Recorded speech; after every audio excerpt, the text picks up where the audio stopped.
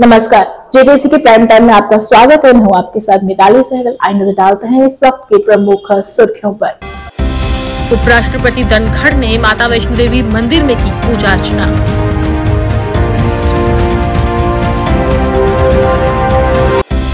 बारामूला में 10वीं और 12वीं की परीक्षाएं आज से हुई शुरू। स्कूलों के आसपास इकट्ठा होने पर भी मनाही।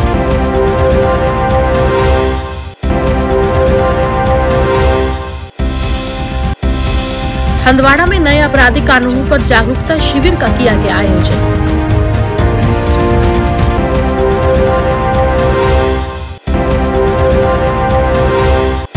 मूवमेंट का लीग प्रतिनिधिमंडल ने जम्मू नगर निगम आयुक्त से की मुलाकात। अधिकारियों से गैर जिम्मेदाराना रवैये से भी जताई आपत्ति। उपराष्ट्रपति जगदीप धनखड़ ने जम्मू कश्मीर के रियासी जिले में माता वैष्णो देवी मंदिर में पूजा अर्चना की। अधिकारियों ने बताया कि उपराष्ट्रपति धनखड़ यहां दीक्षांत समारोह में भाग लेने के बाद उपराज्यपाल मनोज सिन्हा के साथ दोपहर में गुफा मंदिर पहुंचे और उन्होंने वहां पूजा अर्चना की। श्री माता वैष्णो देवी श्राइन बोर्ड के मुख्य कार्यकारी अधिकारी अंशुल गर्ग से भी उनकी आगामी जो की गई और तीर्थ यात्रियों की सुविधाएं मुहैया कराने के लिए कार्यान्वित की जा रही विभिन्न विकास परियोजनाओं के बारे में भी उन्हें अवगत करवाया। उन्होंने बताया कि उपराष्ट्रपति ने भैरव मंदिर का भी दौरा किया।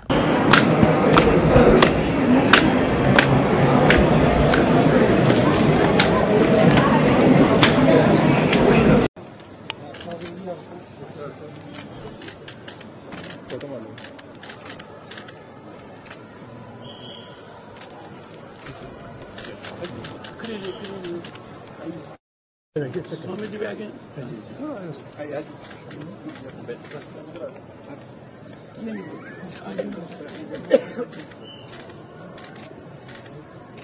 Thank you.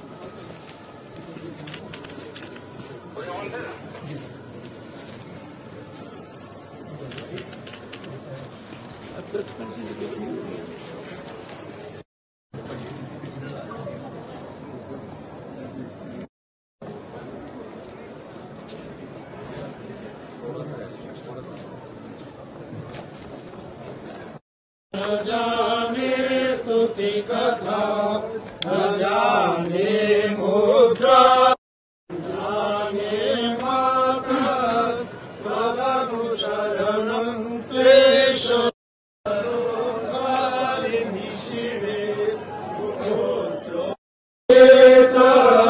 क्वचिदपि कुमाता न भवति जगन्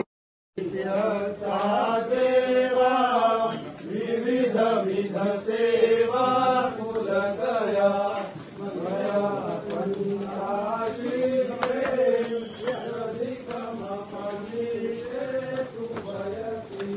जम्मू कश्मीर स्कूल शिक्षा बोर्ड और केंद्रीय माध्यमिक शिक्षा बोर्ड की 10वीं और 12वीं परीक्षाओं की शुरुआत आज से हो गई है। दोनों बोर्ड प्रशासन ने परीक्षाएं सुचारू कराने में पूरी तैयारी कर रखी है। सभी जिलों के जिला मजिस्ट्रेट ने अपने अपने क्षेत्रों में परीक्षा केंद्रों के आसपास सुरक्षा बढ़ा दी है। केंद्रों के आसपास भीड़ जमा न होने और लाउडस्पीकर पे भी लगाने की मनाही के निर्देश जारी किए गए हैं। जिला प्रशासन के आदेशों का सख्ती से पालन करवाने का जिम्मा पुलिस को सौंपा गया है। जिला प्रशासन ने खासी तैयारियां कर रखी है। बता दें कि शिक्षा मंत्री सकीना मसूद इत्तू ने भी परीक्षाओं की तैयारियां जानने के लिए बैठक की थी। हार्ड जोन के तहत ठंडे रहने वाले क्षेत्रों में हीटिंग की व्यवस्था करने के भी कड़े निर्देश दिए थे, ताकि परीक्षा देते समय छात्राओं को किसी तरह की कोई दिक्कतों का सामना न करना पड़े। नेक्स्ट टाइम ऐसा ही है।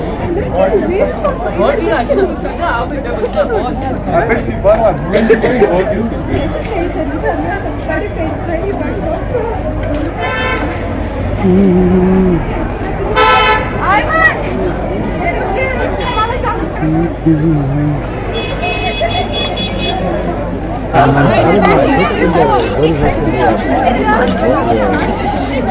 कॉलेज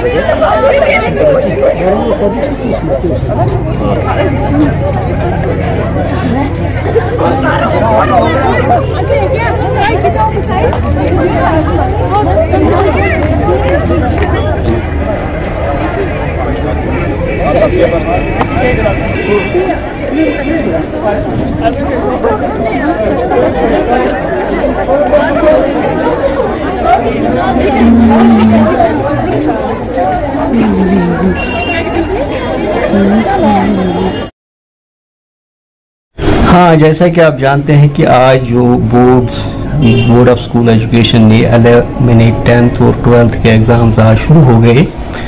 पहले सेशन में 12th का एग्ज़ाम था रेगुलर बच्चों का, और बच्चे जो एग्ज़ाम दे, मैंने देखा कि जब बच्चे आए तो बिल्कुल ये बड़े एंथुसियास्टिक थे, बड़े जोश में थे कि हमने एग्ज़ाम देना है, इन्हें बिल्कुल तैयार लग रहे थे। और जब हमने एग्ज़ाम कंडक्ट किया तो लगा कि बच्चे ने अच्छी प्रिपरेशन की है, हमारे तमाम फैसिलिटीज़ रखे हुए थे, यानी पूरा स्टाफ था, वैलेंटाइन था, और बच्चों ने सही ढंग से एग्ज़ाम दिया, यानी बिल्कुल स्मूथ एंड ट्रांसपेरेंट मैनर में एग्ज़ाम हुआ।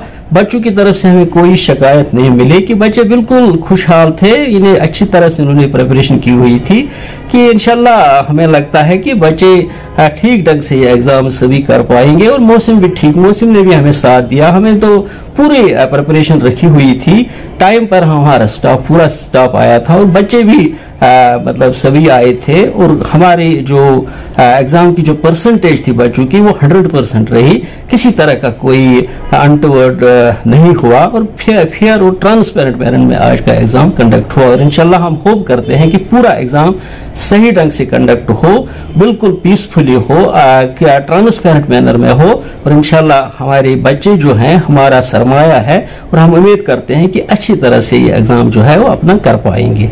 आज किस एग्जाम के बारे में बताया, आज आपका पहला पेपर था तो कैसा लगा? आज मेरा पहला पेपर था, जोलॉजी का था, बायोलॉजी का था, तो ठीक ही रहा पेपर, थोड़ा अच्छा आया था। हाँ, तो फैसिलिटी थी वहाँ पे? तो अच्छी थी, सब टीचर्स नॉर्मल थे, कोई मतलब ठीक ठाक था, सेंटर पे अच्छा था, तो बस। आप बताइए, आज पहला पेपर था आपका, तो कैसा लगा आज का पेपर? सर अच्छा ही रहा, पहला पेपर मेरा अकाउंट्स का था, तो ठीक ही रहा। अब आगे देखते हैं क्या होता है क्या नहीं होता है। तो अरेंजमेंट्स अगर बात करें तो अरेंजमेंट रखे थे इन्होंने अच्छी तरह से? जी सर, बहुत अच्छी तरीके से मैंने अरेंजमेंट रखा। तो कैसा किया आपने पेपर आज? सर ठीक ही किया। ठीक ही किया? जी सर। के बारे में तो कैसा आज पहला पेपर था? जी आज हमारा अकाउंट्स का पहला पेपर था, कॉमर्स का, और जो मतलब यहाँ पे फैसिलिटीज थी, बहुत काम माहौल था, लेकिन कहीं ना कहीं मतलब हमें मतलब कहीं ना कहीं मैं बहुत ज़्यादा डर गई थी पेपर देते वक्त, क्योंकि 12th है तो बहुत सारी एक्सपेक्टेशंस है टीचर्स को, पेरेंट्स को, लेकिन स्टिल मैं इतना कहना चाहूँगी कि बॉयज़ हाई स्कूल के बहुत अच्छा इंतज़ाम रखा था, क्लीननेस से लेकर हर एक चीज़ का। यहाँ पे हमें पानी भी प्रोवाइड किया गया था बच्चों को। अच्छा।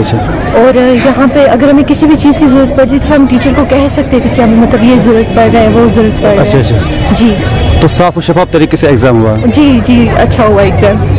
देखिए, इंतज़ाम तो पहले से ही गवर्नमेंट ने पहले ही कहा था, डिपार्टमेंट ने हमें कहा था कि इंतज़ाम की भरपूर तैयारी करें, और जिस हिसाब से मौसम है तो यूजुअली विंटर हुआ करता था, सर्दी हुआ करती थी, तो उस टाइम पे हीटिंग अरेंजमेंट की ज़रूरत थी, लेकिन आज गर्मी बहुत ज़्यादा है तो हीटिंग अरेंजमेंट की ज़रूरत नहीं पड़ी, इंतज़ाम अच्छे थे, अल्हम्दुलिल्लाह अच्छे से एग्ज़ाम पहला हुआ, तो इंशाल्लाह ठीक ठाक ही रहा। जो अभी 12th वाले आप देख रहे हैं बच्चे हमारे आसपास जो जा रहे हैं, ये 12th वाले बच्चे थे, इनका 10 AM पे पेपर स्टार्ट हुआ था, 3 घंटे का पेपर होता है, तो 1 बजे इनका ख़त्म हुआ।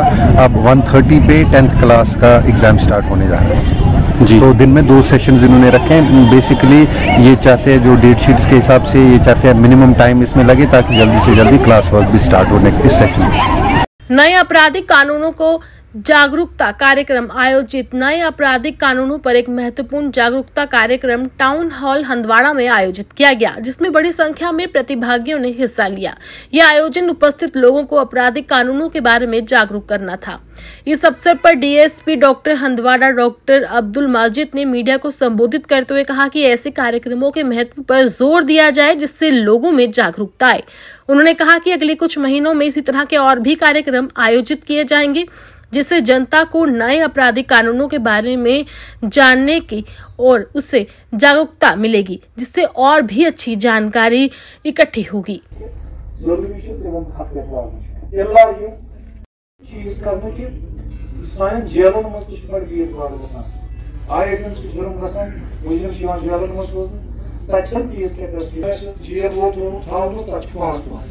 सो भीड़ भाड़ कम करने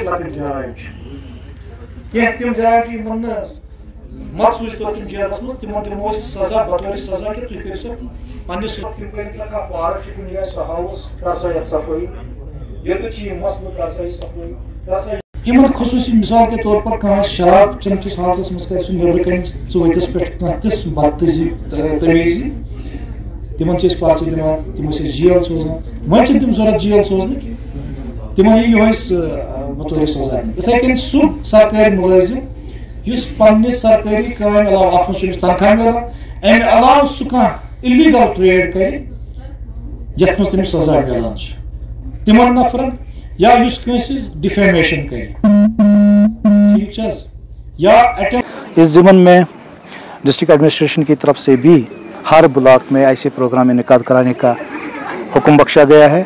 तो आज उसी सिलसिले में हम यहाँ पे आए थे, जिसमें नंबरदारों ने एजुकेशन डिपार्टमेंट से आशा वर्कर्स ने बढ़ चढ़ के हिस्सा लिया। इस प्रोग्राम में न्यू क्रिमिनल लॉ से मुतल्लिक आगाही की गई और मेजर हाइलाइट्स जो हैं, ख़ुसूसी चीज़ें जो इसमें हैं, चाहे लेडीज़ से मुतल्लिक या वीकर सेक्शन से मुतल्लिक या पुलिस के रोल से मुतल्लिक या क्रिमिनल जस्टिस सिस्टम में जो दीगर कड़ियाँ हैं उनसे मुतल्लिक जो उनका रोल होगा उसके मुतल्लिक ये इनको बाज़याब किया गया। तो ये प्रोग्राम आज से शुरू हो गई, तो ये सिलसिला अभी जारी रहेगा अगले कुछ महीनों में, जिसमें हर ब्लॉक में ऐसे प्रोग्राम का इनेकाद किया जाएगा और आवाम उन्नास को आगाह किया जाएगा। इसी तरह अलग तरीके से एजुकेशन के इदारों में भी ऐसे प्रोग्राम मुनक्कद किए जाएंगे, जिनमें बच्चों को बिलखुसूस स्टूडेंट्स, फीमेल स्टूडेंट्स को इन नए लॉज के मुतालिक आगाही की जाएगी। मूवमेंट कलीग के एक प्रतिनिधि मंडल ने आज जम्मू नगर निगम के आयुक्त से मुलाकात की और स्ट्रीट लाइटों पे काम न करने और नोडल अधिकारियों के गैर जिम्मेदार रवैये से भी आपत्ति जताई। प्रतिनिधि मंडल का नेतृत्व मूवमेंट कलीग बोर्ड के सदस्य पवन शर्मा ने किया। उनके साथ अधिवक्ता सोमेश्वर कोहली, मोनिका शर्मा और संजीव दुबे भी थे। उन्होंने बताया कि जम्मू शहर में इस वक्त 25,000 से ज्यादा स्ट्रीट लाइटें खराब पड़ी हैं, जिससे आम जनता को भारी असुविधा हो रही है। नोडल अधिकारियों की लापरवाही और गैर जिम्मेदाराना हरकत से स्थिति और भी खराब हो गई है। वहीं उन्होंने इस मुद्दे पर तत्काल कार्रवाई करने की मांग की है और कहा कि ये समस्या समाधान का अगर जल्द से जल्द निवारण नहीं किया गया तो वे सड़कों पर उतरकर बड़ा जन आंदोलन करेंगे, जिसकी जिम्मेवार सरकार की होगी।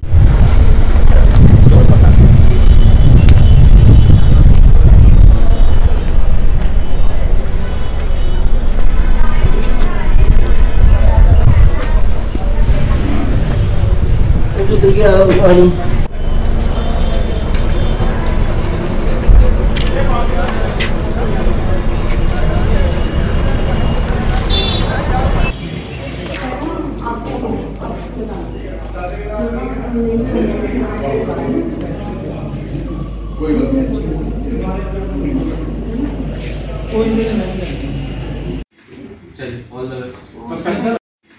चलिए ऑल द बेस्ट। इनको मिलवा दो जेसीडब्ल्यू से। चलिए। पीडीपी के वरिष्ठ नेता इकबाल ट्रबो ने कहा कि हमें उम्मीद है कि आगामी बजट में जम्मू कश्मीर की सभी शिकायतों का जल्द समाधान किया जाएगा। इकबाल ने संवाददाताओं से बात करते हुए कहा कि हमारे कृषि क्षेत्र को उत्थान की जरूरत है। हमारी बेरोजगारी दर बहुत ज्यादा अधिक है और इस पर ध्यान देने की जरूरत है और पर्यटन क्षेत्र को बढ़ावा भी दिया जाना चाहिए।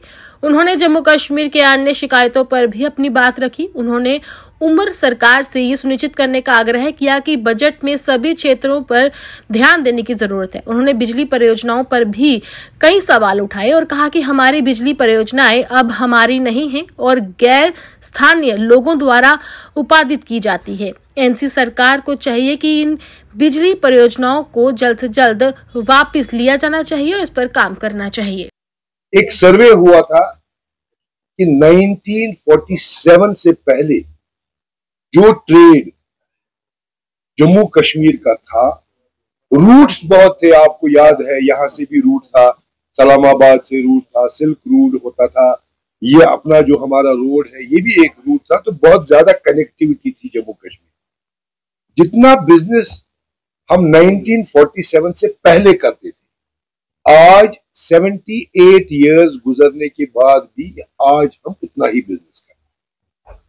उस सर्वे में कमोडिटीज का वैल्यू आज के रेट से निकाल कर 1 लाख करोड़ का बिजनेस बताया गया है। 1 लाख करोड़। आज भी हम इतना ही बिजनेस करते हैं डिस्पाइट द फैक्ट कि 78 साल गुजर गए। इसकी वजह क्या है?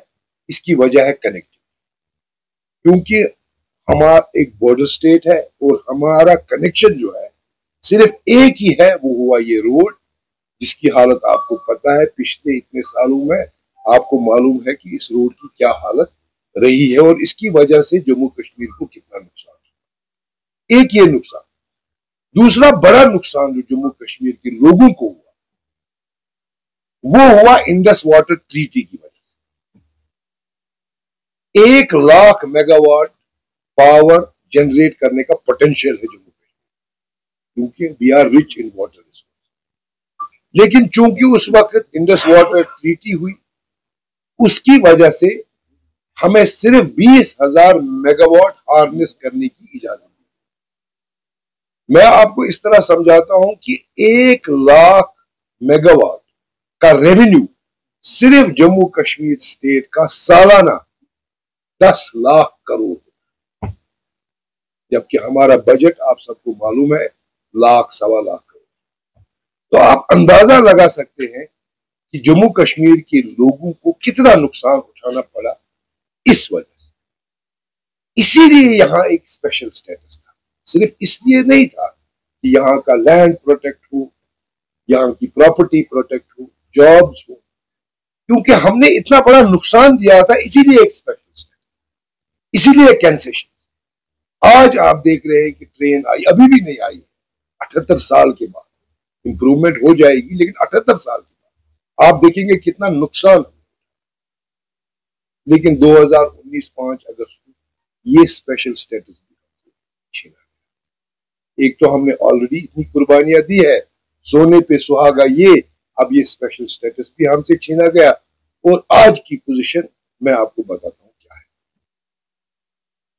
आज की पोजीशन ये है कि जितना भी पावर हम प्रोड्यूस करते हैं, ये हमारा पावर नहीं है, ये बाहर की कंपनी प्रोड्यूस करती है। सोपोर में बीते दिनों अज्ञात व्यक्तियों द्वारा मेन चौक सोपोर में सीवेज पिट का ढक्कन चोरी कर लिया गया था, जिससे स्थानीय लोगों को खासी दिक्कतों का लगातार सामना करना पड़ रहा था। स्थानीय लोग लगातार सीवेज गड्ढे के नए ढक्कन की मांग कर रहे थे, जिसे आज औद्योगिक अध्यक्ष जावेद अहमद भट्ट ने पूरा किया और नया ढक्कन स्थापित किया।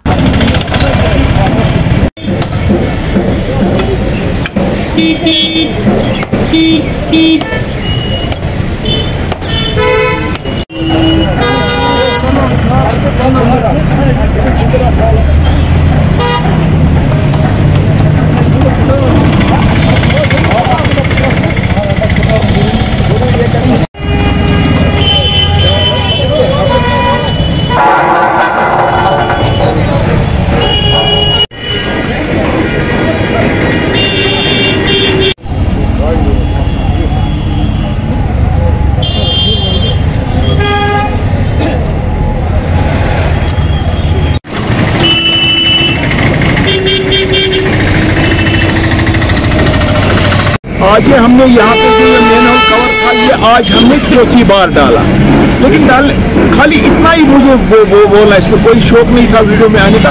मुझे यही रिक्वेस्ट होगी, एक यहाँ पे जितने भी यहाँ पे ये दुकानदार है, इनके जो वो कैमरा होते हैं, कैमरा तो इसमें फिक्स होता ही। और मेरी रिक्वेस्ट होगी, ये जो ये कबाड़ी का काम जो करते हैं, जो हमारा ये पुराना लोहा पकड़ते, इनसे भी मेरी यही रिक्वेस्ट होगी, जब भी आपको ऐसे किस्म का कोई सामान आया करेगा, आप मेहरबानी करके पुलिस को बताओ, क्योंकि ये हमारा एहसास है।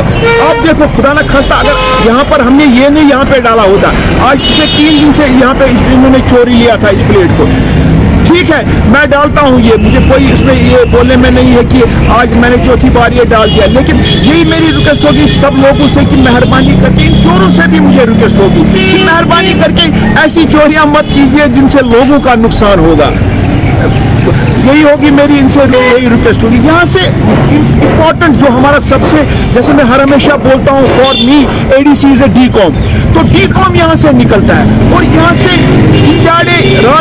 रात में या दिन में ये प्लेट चोरी यहाँ पे होना मुझे नहीं लग रहा है कि ऐसी चोरियां चौक में होनी चाहिए। उपमंडल सरीनकोट के समाज कल्याण अधिकारी ने आज मीडिया से बातचीत करते हुए कहा कि पंचायतों में समाज कल्याण का बीजारोपण किया जा रहा है, जिससे दिव्यांग लोगों की पूरी तरह से जांच की जाएगी, क्योंकि समाज कल्याण जिले में कुछ ऐसे विकलांग लोग हैं जिनकी पूरी तरह से जांच नहीं की गई है और इनकी जल्द ही जांच की जाएगी।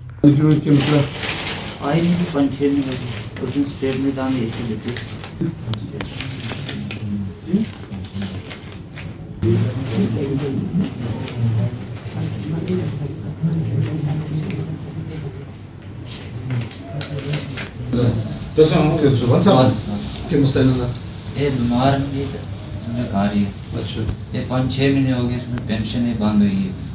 नहीं, पेंशन बंद क्यों हुई है? पेंशन बंद नहीं है सर, ये जी ना सैलरी स्पॉन्सर स्कीम जी गवर्नमेंट की जी गवर्नमेंट ऑफ इंडिया की स्कीम है ना, NSAP, उसमें जो पेंशन की तरह ये मई के बाद पेमेंट कोई नहीं आई थी, आज पेमेंट बंद नहीं है, पेंशन चली, उसमें बेनिफिट भी दी। सोशल वेलफेयर की जानब से जो वेरिफिकेशन चल रही है, ये as per the direction of district social welfare officers और हायर अथॉरिटीज से जो हमें डायरेक्शंस आई हैं, जिसको इंडोर्स किया हमारे district social welfare officer Poonch से, तो उसी हवाले से जो वेरिफिकेशन चली पेंशन की, इसमें हमारे माजूर अफराद जितने भी हैं उनमें UDID कार्ड का जो है सिलसिला है। उसमें देखा गया कि बहुत सारे UDID कार्ड जो हैं लोग परमानेंट डिसेबल्ड हैं, बट उसमें टेम्परेरी लिखा हुआ है। वो हमने एक स्क्रीनिंग की है, उसमें देखा गया है सारे लोग जो हैं जो टेम्परेरी, बेसिकली लोग परमानेंट डिसेबल्ड हैं और उनको टेम्परेरी वहाँ पे जो उनका UDID कार्ड है उसमें लिखा गया है, तो वो उन सारी चीजों को चेक करने के लिए बहुत सारे ऐसे केसेस भी हैं। हमने देखा कि कुछ कंप्यूटर वालों से बहुत सारे केसेस में नहीं हुआ, मिनिमम कुछ केसेस ऐसे हैं जहाँ टेम्परिंग भी हुई है, वो परसेंटेज की हो या UDID कार्ड की हो, तो वो सारी चीजों को सेग्रीगेट करने के लिए जो है वो आज ये लोगों को जो है वो वेरिफिकेशन लोगों की हो रही है, पेंशन की वेरिफिकेशन, क्योंकि ये 6 महीने के बाद वैसे भी डिपार्टमेंट को वेरिफिकेशन करनी होती है, लाइफ सर्टिफिकेट लेनी होती है कि बेनिफिशियरी जो पेंशन ले रहा है आया वो जिंदा है या इसके अकाउंट में ऐसे ही पैसा आ रहा है। तो इस सिलसिले से हवाले से हमारी जितनी भी टीमें हैं, हमने सब लोगों को ये कहा है कि वो अपनी अपनी पंचायत में रहें। यहाँ देखा गया आपने आज भी दफ्तर में रश पड़ा हुआ था, तो इस रश को कम करने के लिए हमारे जितने भी जो स्टाफ यहाँ पे डिप्लॉयड है, मेरे पास जो अवेलेबल है, उन सबको हमने पंचायत वाइज अवेलेबल करवाया है और उनको वहीं पंचायत वाइज जो है वो भेजा गया है। उन लोगों ने वहीं लोगों की जो है वो वेरिफिकेशन करनी है। मेरी आपके माध्यम से लोगों से गुजारिश रहेगी कि वो यहाँ दफ्तर में ज़ामत ना करे, क्योंकि डिपार्टमेंट अगर इतना बड़ा जो अमला है हमारे पास, जिनको हम भेजकर वहाँ आपकी वेरिफिकेशन प्रॉपर फिजिकल वेरिफिकेशन जो है वो भी आपने शुरू की है। हाँ, इसमें ये है कि बेनिफिशियरी को देखना है। ये होम वेरिफिकेशन है, डोर टू डोर जाके लोगों को ही इकट्ठा करके इनकी वेरिफिकेशन नहीं करनी है, बल्कि ये होम वेरिफिकेशन में ये है कि लोग अगर किसी जगह कोई सेग्रीगेटेड पॉपुलेशन है, वहाँ स्टाफ हमारे पास क्योंकि इतना है नहीं है, तो अगर किसी का वहाँ पे पंचायत वाइज हम कैंप करवा के ये वाली सारी चीज जो है पंचायत में करवा लेंगे, वेरिफिकेशन वहाँ पे उनकी हो जाएगी। और मेरी आपके माध्यम से लोगों से गुजारिश रहेगी कि वो जो भी कैंप है, जिस तरीके से हमारे चौकीदार नंबरदार या हमारे एक्स सरपंच पंच जो है जब कॉल करें आपको आपने कैंप, क्योंकि हमने एक शेड्यूल जारी किया है, वो शेड्यूल भी मैं अपने जो ग्रुप में सरपंच साहिबान के जो पंच हैं या हमारे और जुम्मा हजरात हैं या वार्ड के हमारे जो एक्स काउंसलर हैं उनके साथ भी हमने शेयर किए हैं, तो उसी हिसाब से जो है वेरिफिकेशन है वो अपनी अपनी डेटों में वहां पे आए। और मेरी आप सबसे गुजारिश रहेगी आपके हवाले से कि लोगों को दफ्तर में रश करने की कोई जरूरत नहीं है, क्योंकि यहाँ आने की जो माजूर अफराद को एक आदमी को उठाने के लिए 3 आदमियों की जरूरत होती है। फिर कभी किसी जगह गाड़ी नहीं आती, जैसे मैं आपको कहूँ कि दरा, सांगला, डोडी, यहाँ ये हमारा मड़ा का इलाका है, संगलानी, या ये बहुत दूर बिश्ती दरा हो गया हमारा, बहुत मरोड हाड़ी, और इस तरह के बहुत सारे दूर दराज इलाके हैं जहाँ से लोगों को यहाँ पे लाना जो है वो बड़ा माहौल है, मुश्किल है। तो मेरी गुजारिश रहेगी लोगों से कि वो यहाँ दफ्तर में ज़ामत करें। हमारी टीमें जो है वो वहीं पे आ रही हैं और पंचायत वाइज वेरिफिकेशन होगी और वही वेरिफिकेशन जो आपके हम जो स्कूटनी करके अपने जो डिस्ट्रिक्ट लेवल है वहां पे भेजेंगे, और वही जो है वो, क्योंकि यहाँ पे आपने देखा कि बहुत सारे हमारे यूडीआईडी कार्ड जो है वो जितने हमारे माजूर लोग हैं उससे ज्यादा नंबर ऑफ यूडीआईडी कार्ड जो बने हुए हैं। ड्रोन तकनीक के माध्यम से खेतों में दवा और खाद का छिड़काव करने के प्रति किसानों को जागरूक करने के लिए कृषि विभाग की तरफ से आरएसपुरा क्षेत्र के गांव खोड़ में ड्रोन का लाइव प्रदर्शन कर किसानों को इसके उपयोग के बारे में जागरूक किया गया। उप जिला कृषि अधिकारी सुरेंद्र गुप्ता के प्रयासों के कारण लगातार ड्रोन तकनीक किसानों तक पहुंच रही है। वहीं कृषि विभाग की तरफ से भी किए गए ड्रोन लाइव प्रदर्शन के दौरान सुचेतगढ़ विधानसभा क्षेत्र से भाजपा विधायक प्रोफेसर गारूराम भगत तथा कृषि विभाग के निदेशक अमरिंदर सिंह रीन मुख्य तौर पर उपस्थित रहे। इसके अलावा क्षेत्र के किसानों के अलावा अन्य किसान भी इस ड्रोन प्रक्रिया के बारे में उनको जानकारी दी गई और ड्रोन के माध्यम से गेहूं की फसल पर दवाई का छिड़काव किया गया और किसानों को बताया गया कि इस प्रक्रिया से किसान कम समय में ज्यादा फसल पर दवाई का छिड़काव कर सकते हैं और खास बात यह है कि दवाई फसलों के पत्तों पर ही गिरती है, जिसका फायदा फसल को मिलता है।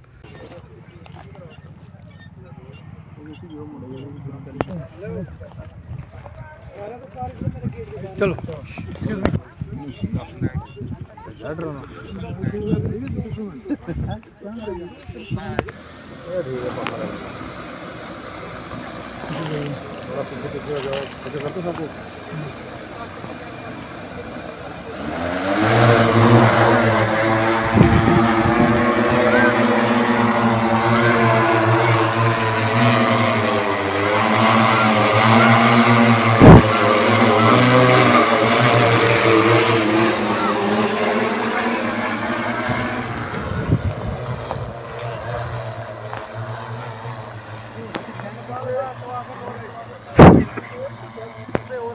पास करना, पास ये मीडिया में देने थोड़ी।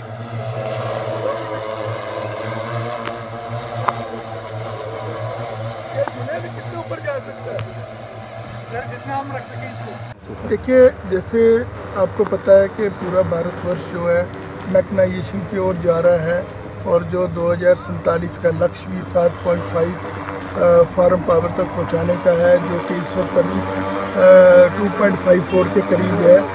उसमें जो इस तरह की मशीनरीज को जब हम इंट्रोड्यूस करेंगे तो ये काफ़ी गेम चेंजर साबित होंगी। और जैसे मैं आपको बता दूं, ये कि ड्रोन का जो प्रोजेक्ट है एक भारत सरकार की ओर से और लॉन्च किया गया है, जो है नमो ड्रोन दीदी, जो पैन इंडिया स्टार्ट हो चुका है। और हमारे जम्मू में JNK में भी 28 क्लस्टर बन चुके हैं, 14 जम्मू में, जो 14 कश्मीर में, उस जिसके तहत हम जो विमेन सेल्फ हेल्प ग्रुप्स हैं NRLM के, उनको ये एक ड्रोन देने जा रहे हैं, जिसकी 80% सब्सिडी सरकार की ओर से होगी और सिर्फ 20% ही उन्होंने अपने ग्रुप में से लगाना है, उसके ऊपर भी लोन प्रोवाइड किया जाएगा। तो जो मेन मकसद ये मैकेनाइजेशन को लाने का है कि हमारे किसानों को जो टाइम की सुविधा है, टाइम से जो सुविधा चाहिए वो ज़रूर मिले। जैसे आपने देखा कि हमने 10 मिनट में 1 एकड़ एरिया को स्प्रे कर दिया और कितना यूनिफॉर्म स्प्रे हुआ है, जो कि मैनुअली या नीचे चल के ज़मीन में चल के पॉसिबल नहीं है, क्योंकि उसके लिए हमें खेत के अंदर, फसल के अंदर जाना पड़ता है, उससे भी डैमेज होता है और यूनिफॉर्म स्प्रे पॉसिबल नहीं है।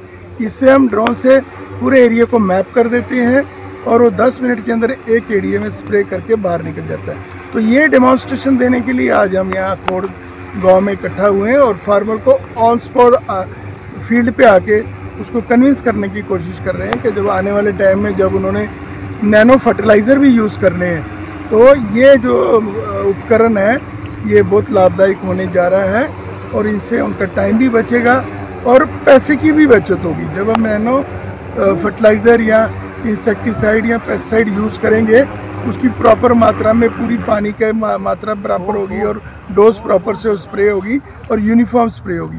तो मैं समझता हूँ एक काफ़ी बहुत बड़ा लाभ होगा और ये एक आने वाले टाइम में बहुत बड़ा गेम चेंजर साबित होगा। कितनी लागत है इसकी ड्रोन, अगर किसान खरीदना चाहते हैं सरकार से, क्या प्रोसीजर होगा इसका? इसकी लागत जो है 10 लाख रुपए का ड्रोन है, लेकिन इसको हमारी एक SMAM नाम की स्कीम है। मैं समझता हूँ कि एग्रीकल्चर डिपार्टमेंट की तरफ से ये एक बहुत ही अच्छा प्रयास है।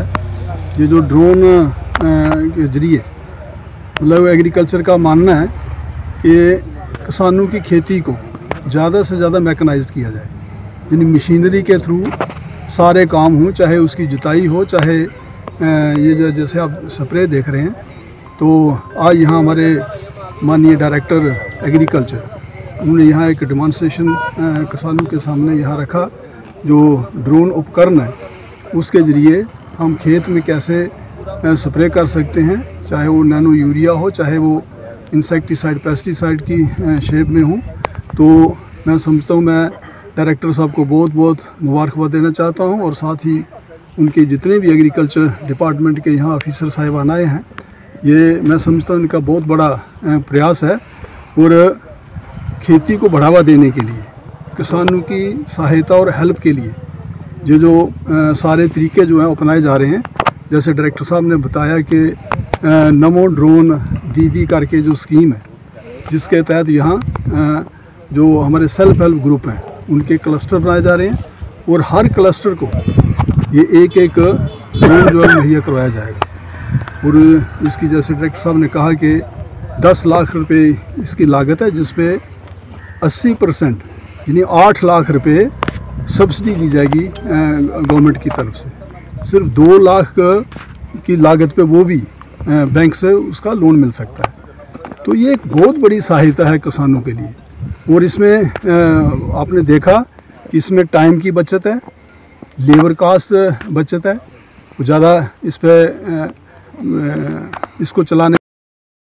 बांदीपुरा के सुंबल के निवासी अधिकारी ने सुंबल में CHC के पास स्थापित ATM को सक्रिय करने का अनुरोध काफी समय से कर रहे हैं, लेकिन बार बार अनुरोध के बावजूद JK बैंक अधिकारियों ने ATM तो वहां पर लगा दिया, लेकिन इसे चालू करने में विफल रहे, जिससे स्थानीय निवासियों की जो लंबे समय से लंबित मांग अधूरी रह गई।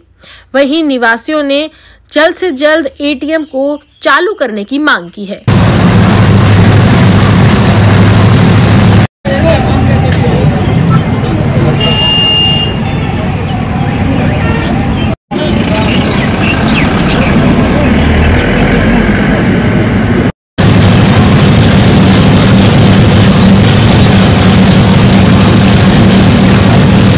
और हमने यहाँ हॉस्पिटल में एक जो ATM है, CRM है, वो पास कराया था।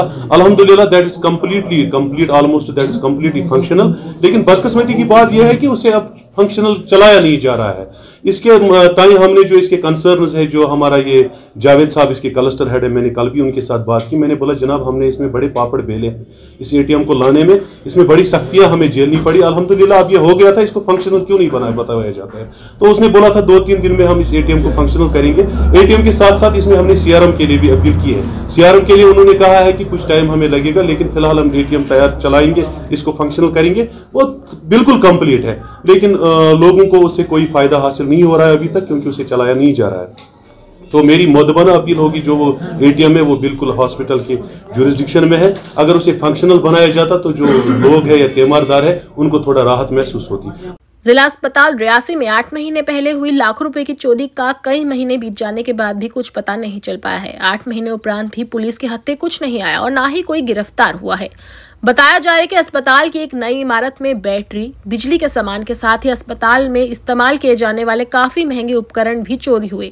चोरों ने दीवारों के बीच लगाई गई बिजली की फिटिंग को भी नहीं छोड़ा और अपने साथ ही उतार कर ले गए। चोरों की वारदात को चोरों ने बड़े आराम से अंजाम दिया। चोरी के मामले को लेकर अस्पताल प्रशासन की तरफ से पुलिस स्टेशन रियासी में इसकी शिकायत भी दर्ज करवाई गई थी। अस्पताल के medical superintendent doctor Gopal Dutt ने बताया कि उनके कार्यभार संभालने से पहले ये चोरी हुई थी। उन्होंने आते ही कार्यभार संभाला और उनके संज्ञान में ये मामला आया। उसी समय उन्होंने लिखित से चोरी की शिकायत दर्ज करवाई। वहीं SHO रंजीत सिंह राव ने भी बताया कि शिकायत दर्ज पहले भी हुई है और इस पर उनके आने से पहले जांच भी हुई है और अब दोबारा से वे खुद इसकी जांच करेंगे। FIR भी दर्ज कर ली गई है, जिससे ये होगा कि जिसने भी ये चोरी की घटना को अंजाम दिया वे बख्शा नहीं जाएगा।